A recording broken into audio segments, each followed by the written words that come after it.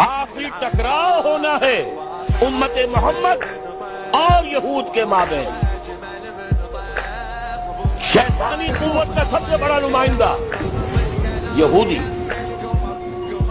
वो जो इकबाल ने अशार कहे थे, दुनिया को है फिर मार गए रूहो बदन पेश, तहजीब ने फिर अपने दरिंदों को उभारा, अल्लाह को पाकर दिए मोमिन पे भरोसा, इब्लीस को यूरोप की मशीनों का सहारा।